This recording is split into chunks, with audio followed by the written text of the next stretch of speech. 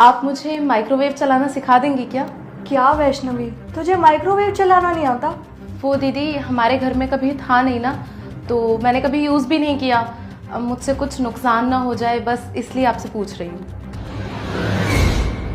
बेटा बता देना इसे कैसे चलाते हैं माइक्रोवेव। ये सब तो आजकल घर के नौकरों को भी चलाने आता है लेकिन इसकी भी क्या गलती है, अब इसने अपने घर में ये सब देखा ही नहीं है। अरे इनके घर में तो इन्हें 2 वक्त की रोटी मिल जाए बस वही काफी था। हाँ, शादी में एक तो हम कुछ लोगों को लेके गए, अपने सारे रिश्तेदारों को भी नहीं ले जा सके। सच कह रही हूँ, गरीब घर की लड़की ना अपने घर में एडजस्ट करना बहुत मुश्किल होता है। देखो अब हम लोग भुगत रहे हैं। सही कह रहे हो आप माँ जी। भले ही हमें हमारे घर में 2 वक्त का खाना मिलता हो, पर वो इस 56 भोग से तो लाख गुना अच्छा होता है, क्योंकि उसमें प्यार और इज्जत होती है, जो कि मुझे यहाँ पर नहीं मिल रही। मेरे घर में मिलावट नहीं होती, वहाँ पर प्यार और इज्जत मिलता है। और रही बात इन बड़ी बड़ी मशीनों की, तो हाँ नहीं है मेरे घर में ये बड़ी बड़ी मशीनें, पर मेरे घर में लोगों को सम्मान दिया जाता है, लोगों को इज्जत दी जाती है। मैं सच बता रही हूँ माँ जी, मैं जब से यहाँ पर आई हूँ ना, मुझे घुटन महसूस होती है। मैं अपने दिल की बात भी किसी से नहीं कह सकती। मुझे आए हुए 1 हफ्ता भी नहीं हुआ और आप लोग ऐसा बर्ताव कर रहे हैं मेरे साथ। मैं अपनी पूरी जिंदगी कैसे बिताऊंगी आप लोगों के साथ? सही तो कहा माँ वैष्णवी ने।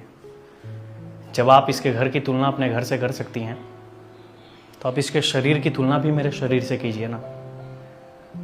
माँ वैष्णवी के घर वालों ने इसे बहुत अच्छे संस्कार दिए हैं, तभी इसने आज मुझे अपाहिज होते हुए भी अपनाया है।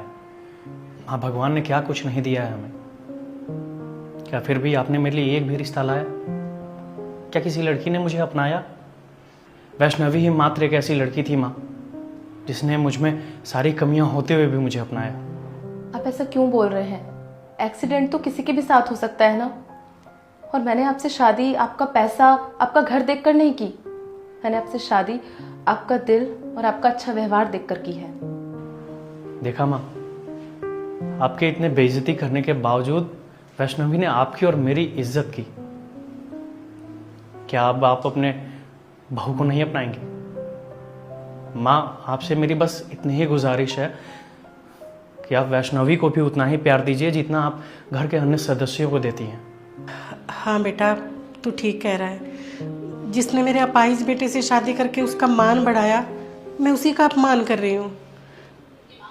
बेटा माफ कर देना मुझे, और बहू तुम भी मुझे माफ कर देना। रुक जा बेटा, मैं संकट मोचन हनुमान हूँ, मैं तेरे सभी संकट दूर कर दूंगा। तू इस वीडियो को लाइक करके चैनल को सब्सक्राइब कर ले और कमेंट में जय श्री राम लिख दे।